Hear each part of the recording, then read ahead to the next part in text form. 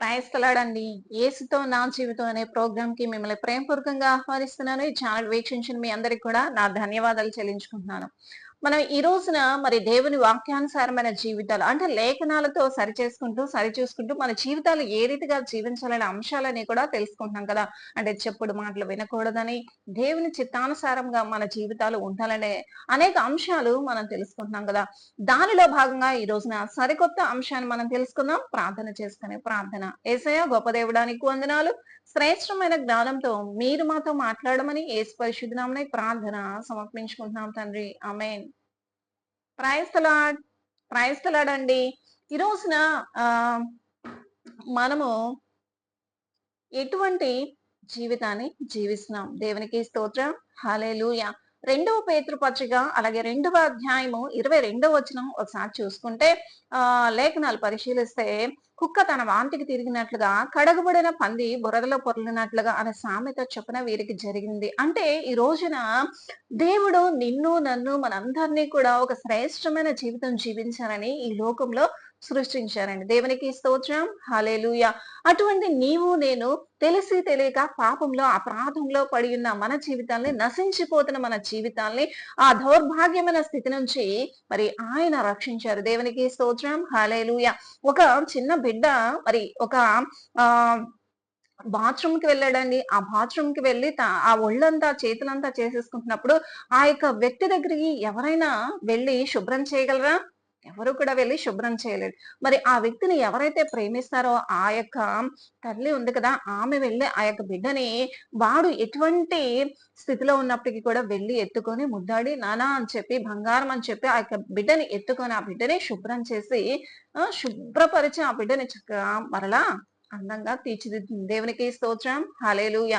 అంటే ఈ రోజున నీవు నేను ఈ పెంట వంటి జీవితాలు కలిగిన పాపిష్టి దౌర్భాగ్యమైన జీవితాలు జీవించినా సరే దేవుడు మనల్ని క్షమించి అంటే పాపంలోనో, శాపంలోనో, వ్యభిచారంలోనో, జారత్వంలోనో లేకపోతే వ్యర్థమైన ఫోను వీడియోస్ అనే ఇంకా భయంకరమైన జీవితాలు, దొంగతనాలు, అబద్ధాలు చిన్న చిన్నవే అనుకుంటామండి. ఇవి చేస్తేనే కాదు గాని చాలా మంది ప్రజలు ఎలా ఉంటారంటే చూపులతోనూ, ఆలోచనతోనూ లేకపోతే వ్యర్థమైన మాటలతోనూ ఇతరులను ఆశించే మనస్తత్వం. తన పొరుగువాని భార్యను ఆశించేవాడు తప్పక శిక్ష పొందుతాడు అన్న రీతిగా చాలా మంది చిన్న చిన్న విషయాల్ని మరి పాపపు ఆలోచనలు, పాపపు ఇచ్చలు కలిగి ఉంటారండి. దేవునికి స్తోత్రం. హల్లెలూయా. ఆ రీతిగా ఉన్న స్థితిలో నీవుంటే దేవుని ఉగ్రత నీ మీదకి రావచ్చు. ఈ రోజున దేవుడు నీతో నాతో ప్రతి ఒక్కరితో కూడా ఈ రీతిగా మాట్లాడుతున్నారు. దేవునికి స్తోత్రం. హల్లెలూయా. ఒకప్పుడు నీవు పాపిష్టి ఈ దురదృష్టకరమైన, ఈ దౌర్భాగ్యమైన, నీచమైన జీవితాన్ని జీవించి ఉన్నావేమో. ఎప్పుడు దేవుణ్ణి ఎరగనప్పుడు. అంటే పాపంలో, శాపంలో వ్యర్థమైన జీవితాన్ని నువ్వు జీవించావు. అలా జీవిస్తున్న నిన్ను దేవుడు రక్షించి నశించిపోతున్న నీ జీవితం దేవుడు మరి ఆ యొక్క ఆ దౌర్భాగ్యమైన ఆ పెంటలోనే లేకపోతే ఆ పాపిష్టి ఈ జీవితంలోనే ఉండడం దేవుని చిత్తము కాదని ఆయన నిన్ను వెతుక్కుంటూ వచ్చి రక్షించి పరిశుద్ధంగా, పవిత్రంగా, యథార్థంగా శ్రేష్టమైన సాక్షి జీవితాన్ని కలిగి ఉండాలని దేవుడు నిన్ను నన్ను ప్రతి ఒక్కరిని కూడా ఏర్పరచుకొని మనకి శ్రేష్టమైన జీవితాలు ఆయన రక్తంతో కడిగి పరిశుద్ధమైన జీవితాలు మనకిస్తే మరలా మనం ఏం చేస్తూ ఉంటామంటే ఆయనకు మరలా శిక్ష వేసే వారముగా దేవునికి స్తోత్రం. హల్లెలూయా. మరి కల్వరి సిలువలో ఆయన మనందరి దోషముల కొరకు ఒక్కమారే మరి బలియాగమైపోయారు. కానీ ఈ రోజున నీవు నేను చేసే అతిక్రమముల వలన ఆయనకి మరలా శిక్ష విధించే వారముగా ఉంటున్నామేమో జాగ్రత్త. దేవుడు ఈ రోజున మనతోనే మాట్లాడుతున్నారు. ఏ రీతిగా అంటే వాక్యానుసారంగా మన జీవితాలు, మన కుటుంబ జీవితాలు, మన బిడ్డల జీవితాలు, మన భవిష్యత్తు తరాలు కూడా ఆశీర్వాదకరంగా ఉండాలనే సత్యాలు మనం తెలుసుకుంటున్నాం కదా! అంటే వాక్యం ప్రకారంగా మన జీవితం శ్రేష్టంగా, ఆశీర్వాదకరంగా మరి దేవుని వైపు నడిపింపబడాలనే సత్యాలు మరి దేవుడు మనతో మాట్లాడుతున్నప్పుడు మనం మనల్ని ఏం చేయాలండి? సరి చేసుకొని జీవించాలి. దేవునికి స్తోత్రం. హల్లెలూయా. మరి ఈ రోజున నిన్ను రక్షించిన దేవుడు, పోషించిన దేవుడు మరి ఎంతో శ్రేష్టమైన జీవితం మరి ఒక హుందా కలిగిన, ఒక గౌరవ ప్రతిష్టమైన లేకపోతే ఉన్నతమైన ఉద్యోగంలో, ఉన్నతమైన వ్యాపారంలో, ఉన్నతమైన హోదా కలిగిన వ్యక్తులుగా మిమ్మల్ని ఉంచితే మరలా కుక్క తన వాంతికి తిరిగినట్లుగా లేకపోతే కడగబడిన పంది బుర్రలో పొర్లినట్లుగా సామెత. అంటే ఈ రోజున మరి మరలా నీవు విడిచి వచ్చిన ఆ పాపిష్టి జీవితం వైపు తొంగి చూస్తున్నావా? జాగ్రత్త. ఈ రోజున ఇంగ్లీష్ నాకు అంటే ఒక చిన్న స్టోరీ చెప్తానండి. చూడండి, ఒకానొక దినాన ఒక రాజుగారు మరి ఆ రాజ్యం అంతా కూడా పరిపాలన చేసిన క్రమంలో మరి నా రాజ్యంలో ఎటువంటి పరిస్థితులు ఉన్నాయని చెప్పి పరిశీలన చేస్తూ ఆ యొక్క క్రమంలో వెళ్తున్న బాటసారిగా వెళ్తున్న క్రమంలో మరి ఒకానొక గృహం దగ్గరికి వచ్చేసరికి ఒక అందమైన ఒక రైతు భార్య అప్పుడే ఆ యొక్క ఇస్త్రాకుని కడుగుతూ ఆమె ఆ ఇస్త్రాకుని కడిగి తీసుకువెళ్తున్న స్థితిని ఆయన చూసి ఇక్కడ ఏమైనా భోజనం దొరుకుతుందేమో అని చెప్పి ఆ వ్యక్తి అక్కడికి వెళ్ళడం జరుగుతుంది. దేవునికి స్తోత్రం, హల్లెలూయా. అలా వెళ్తున్న క్రమంలో ఆ యొక్క రాజుగారు అక్కడికి వెళ్ళి, అమ్మా నాకు కొంచెం ఏమైనా భోజనం పెట్టగలవా అని చెప్పి ఆ యొక్క వ్యక్తి అడిగినప్పుడు, అయ్యా బాటసారులు మీకు మా ఇంట్లో మరి భోజనం లేకుండా ఎలా ఉంటదండి? ఖచ్చితంగా మేము భోజనం పెట్టగలం, తప్పక రండి అని చెప్పినప్పుడు ఆయన ఆమె యొక్క ముగ్ధ మనోహరమైన అందానికి ముగ్ధుడై రాజుగారు ఆమెని చెయ్యి పట్టుకొని, అమ్మ నాకు ఈ భోజనం కాదు, నీతో నీతో ఆహ్, భోజనం అని ఆమెని వ్యంగ్యంగా మరి మాట్లాడినప్పుడు ఆమె, అయ్యా నేను అటువంటి దానిని కాదు, దయతో నన్ను మన్నించండి, క్షమించండి. నేను అటువంటి పాపిష్ట క్రియలు చేసే స్త్రీని కాదు అని చెప్పి ఆమె ఎంతో ప్రాధేయపడుతుంది. దేవునికి స్తోత్రం, హల్లెలూయా. అలా చెప్పినప్పుడు నేనెవరనుకుంటున్నావో తెలుసా? నేను ఈ రాజ్యానికే రాజుని. నేనొక బాటసారిని అనుకుంటున్నావా? నేను ఈ రాజ్యానికే రాజుని. నేను ఏమైనా చేయగలను, లేకపోతే ఈ గృహం నీకు లేకుండా చేయగలను, లేకపోతే ఇక్కడ నేను ఉంచకుండా, లేకపోతే నీ భర్తను కూడా నిన్ను ఇలాగ ప్రతి విషయంలో కూడా బెదిరిస్తూ ఉన్నప్పుడు ఆమె ఏం చేసేది ఏమీ లేక, అంటే గత్యంతరం ఏమీ లేక మరి ఆమె ఏం చేస్తుందంటే, సరేనయ్యా మీరు ముందుగా ఈ భోజనం అడిగారు కదా! ముందుగా ఈ భోజనం చేయండి. తర్వాత నాతో భోజనం. అంటే ఆమెని శారీరకంగా అనుభవించాలనే ఆయన తృష్ణ తర్వాత తీరుస్తానన్నట్లుగా ఆమె ఏం చేసిందంటే, సరేనయ్యా అన్నట్లుగా ఒప్పుకొని ఆమె ఏం చేసిందంటే భోజనానికి ఆహ్వానిస్తున్నాడు. దేవునికి స్తోత్రం, హల్లెలూయా. అలా ఆహ్వానించిన క్రమంలో మరి రాజుగారు కూడా లోపలికి రావడం జరుగుతుంది. మరి తన భర్తకి మరి విస్తర వేసి చక్కగా అన్నీ కూడా వడ్డిస్తున్నప్పుడు మరి ఈ యొక్క బాటసారి కూడా మరి ఎందుకు వడ్డించట్లేదని తన భర్త అడిగినప్పుడు ఆయనకి స్పెషల్ భోజనం కావాలంట. ఆయనకి స్పెషల్‌గా వడ్డిస్తాను, మీరు ముందుగా తినండి అని చెప్పి తన భర్తకి ఏం చేస్తుందంటే, ఆ విస్తర వేసి ఆ విస్తరలో చక్కగా ఆహారము 4 రకాల కూరలు అవన్నీ కూడా వేసినప్పుడు ఆ భర్త మరి ఆ రాజుగారు చూస్తుండగానే జుగుప్సాకరంగా, అంటే ఆ అస్తరులో ఉన్నవన్నీ కూడా కచ్చాపిచ్చాగా కలుపుకొని ఎలా పడితే అలాగా తింటూ ఉన్న స్థితిని బట్టి రాజుగారికి ఒక అసహ్యం అనేది కలుగుతుంది. దేవునికి స్తోత్రం, హల్లెలూయా. ఆ స్థితిని బట్టి ఆ యొక్క వ్యక్తి అసహించుకున్నా సరే, రాజుగారు అసహించుకున్నా సరే అదేం పట్టించుకోకుండా ఈ వ్యక్తి చక్కగా భోజనం చేసేసి మరి ఆయన లేచి వెళ్ళిపోతాడు. దేవునికి స్తోత్రం, హల్లెలూయా. బయటకు వెళ్ళిపోయిన తర్వాత ఈమె ఏం చేస్తుందంటే, ఈ యొక్క రైతు భార్య మరి ఆ ఎంగిలి ఇస్త్రాకుని పడవేయకుండా ఆ ఎంగిలి ఇస్త్రాకుని రాజుగారి ఎదుట పెట్టి, ఆ రాజుగారికి మరి దానిలో మరి ఆ విస్తరలోనే తన భర్త తిన్న ఆ ఎంగిలి ఇస్తరలోనే ఆమె ఆహారం పెడుతూ ఉన్నప్పుడు రాజుగారు, ఏంటి నాకు దీనిలో ఆహారం పెడుతున్నావేంటి అని చెప్పినప్పుడు, మీరే కదండి నేను కావాలన్నారు, మరి నేను కావాలంటే నా భర్త నన్ను ఇలా ఎంగిలి చేశారు అంటే, ఈ రోజున జుగుప్సాకరంగా తిన ఈ ఎంగిలి ఇస్తరులోనే నువ్వు భోంచేయలేకపోతున్నావు కదా! మరి ప్రతిరోజు కూడా నా భర్త నన్ను ఆ రీతిగా అనుభవిస్తూ ఉంటారు కదా! మరి ఆ జుగుప్సాకరమైన నన్ను నీవు మరి ఎలా అనుభవిస్తావు? లేకపోతే ఎలా నీ భోజనంగా నీవు స్వీకరిస్తావని చెప్పి ఆమె మరి జ్ఞానయుక్తమైన మాటలు పలికినప్పుడు రాజుగారికి జ్ఞానోదయం కలిగి, అమ్మా నన్ను క్షమించు, నా కళ్ళు తెరిపించావు.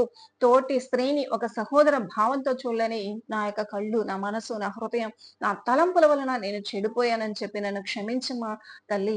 నువ్వొక తల్లివి, లేకపోతే ఒక సహోదరితో నా సమానం అని చెప్పి వెంటనే అక్కడ ఆయన వెళ్ళిపోవడం జరిగింది. దేవునికి స్తోత్రం, హల్లెలూయా. అంటే ఎంగిలి ఇస్త్రాకు మరి ఆయన చూస్తుండగా ఎంగిలి ఇస్త్రాకులో మరి తన భర్త జుగుప్సాకరంగా తింటున్న ఆ భోజనాన్ని చూసి ఆయన అసహించుకున్నారు.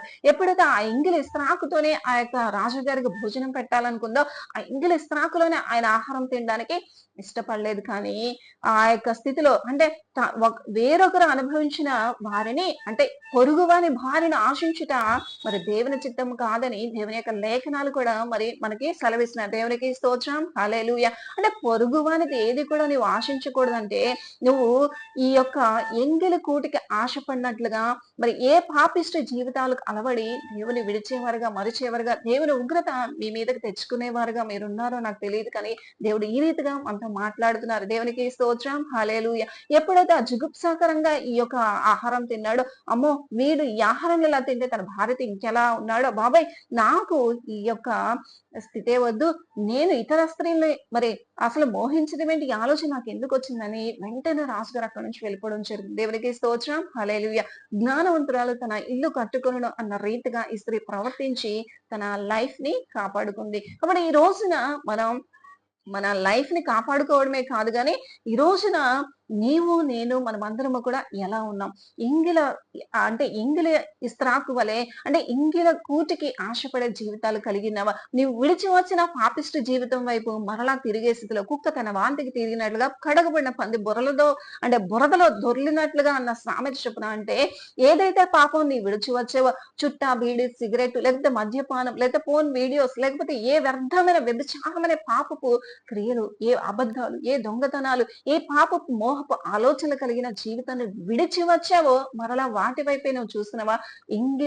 ఆ యొక్క ఎంగిలి ఇస్త్రాకి ఆశపడిన రీతిగా, మరి కక్కిన కూటికి ఆశపడిన రీతిగా నీవు ఆ పాపం వైపు చూస్తున్నట్లు. కాబట్టి ఈ రోజున దేవుడు నిన్నే గద్దిస్తున్నాడు, జాగ్రత్త. కాబట్టి మన జీవితాలు ఎంగిలి జీవితాలుగా, మరి ఎంగిలి వాటి కోసం ఆశపడే జీవితాలుగా ఉండడం దేవుని చిత్తము కాదు. దేవునికి స్తోత్రం, హల్లెలూయా. కాబట్టి దేవుడు ఈ కొద్ది మాటల్లో మనల్ని హెచ్చరిస్తున్నప్పుడు, మనం దేవుడు మరి నశించిపోతున్న నిన్ను నన్ను రక్షించాడన్న ఒక ఉన్నతమైన ఉద్దేశాన్ని, ఉన్నతమైన తలంపుని, ఆలోచన నీవెందుకు మర్చిపోతున్నావు? అయ్యో ఒకప్పుడు ఆ పాపిష్టి జీవితంలో, ఆ పాపిష్టి ఆలోచనలో నేనుండగా నశించిపోతున్న నా జీవితాన్ని వెనక్కి రక్షించాడు కదా! మరి దేవుడు నేను నాశనం కాకుండా, లేకపోతే ఆ పెంటలో పొర్లుతున్న నా జీవితాన్ని కడిగి పరిశుభ్రపరిచిన ఆ తల్లి వలె నన్ను కూడా దేవుడు పరిశుద్ధపరిచి, పరిశుభ్రంగా ఉంచి, పరిశుద్ధమైన జీవితాన్ని జీవించే జీవితం నాకు ఇచ్చాడు కదా! మరలా వెళ్ళి నేను ఆ పాప స్థితిలో పడ్డం ఏంటని చెప్పి ఒకసారి నువ్వు ఆలోచిస్తున్నావా? కాబట్టి దేవుడు ఈ రోజు నీ మాటలతో నీతోనే మాట్లాడుతున్నారేమో. కాబట్టి నీ జీవితాన్ని సరిచేసుకో. నీ విడిచి వచ్చిన పాపాన్ని, లేకపోతే నీ వదిలిపెట్టిన పాపాన్ని, లేకపోతే నీకు తెలిసి తెలియక నువ్వు ఏ ఎంగిలి కూటికి ఆశపడుతున్నావో జాగ్రత్త. దేవుడు నిన్ను మరి హెచ్చరిస్తున్నాడు, గద్దిస్తున్నాడు. ఎటువంటి జీవితం కలిగి ఉంటే దేవుని ఉగ్రత నీ మీదకి వస్తుంది. అంతేకాదు గాని నీకున్న గొప్పతనాన్ని, నీకున్న హుందతాన్ని, నీకున్న గౌరవాన్ని, రాజుగారి యొక్క గౌరవం మరి ఆ యొక్క చిన్న కార్యం వల్ల తనకున్న గౌరవం ఉంటదా అండి? గౌరవం ఉండదు. అంటే ఈ రోజున మనం ఒక ఉన్నత ఉద్యోగంలోనో, ఉన్నత వ్యాపారంలోనో, ఉన్నతమైన పొజిషన్ లో ఉన్న నీవు చిన్న చిన్న ఇంగిలి కూటికి ఆశపడినట్లుగా ఇటువంటి నీచమైన కార్యాలకు అలవాటు పడేవా? లేకపోతే వాటిని ఆశించేవా? వాటి యొక్క క్రియలు చేయాలన్న ఆలోచన నీకు వచ్చిందా? జాగ్రత్త. నిన్ను నీవు తగ్గించుకొని హీనమైన స్థితిలోకి వెళ్ళిపోవడమే కాదు, ఇతరులు కూడా నిన్ను అసహించుకునే స్థితిలోకి నువ్వు వెళ్తావు. కాబట్టి నీవు ఇటువంటి జీవితం జీవించడం దేవుని చిత్తము కాదు. కాబట్టి ఈ రోజున మనమందరము కూడా మన జీవితాలని పరిశుద్ధంగా, పవిత్రంగా, యథార్థంగా దేవుని సన్నిధిలో సమర్పించుకుందాం. కక్కిన కూటికి ఆశపడేవారుగా, లేకపోతే ఎంగిలి జీవితాల్ని ఆశించేవారుగా, లేకపోతే విడిచి వచ్చిన పాపాల వైపు చూసేవారముగా నీవు నేను ఉండకూడదని దేవుడు మనతో మాట్లాడుతున్నారు. కాబట్టి ఈ సత్యమైన మాటలు మన జీవితంలో అనుసరిద్దాం. శ్రేష్టమైన జీవితాన్ని ప్రభువుకి అర్పిద్దాం. అంటే జీవితాలు మీకు మాకు ప్రతి ఒక్కరికి కూడా ఉండాలని దేవుడు ఆశించున్నారు. కాబట్టి అటు జీవితం మనందరం జీవిద్దామా? ప్రార్థన. యేసయ్య గొప్ప దేవుడా నీకు వందనాలు. మీ యొక్క శ్రేష్టమైన మాటలు మీరు మాకు అందించినందుకు వందనాలు. ఈ మాటలను దీవించండి, బిడ్డల జీవితాలు అనుసరించలాగా సహాయం చేయమని యేసు పరిశుద్ధ నామమున ప్రార్థన సమర్పించుకుంటున్నాం తండ్రి. ఆమేన్. Praise the lord.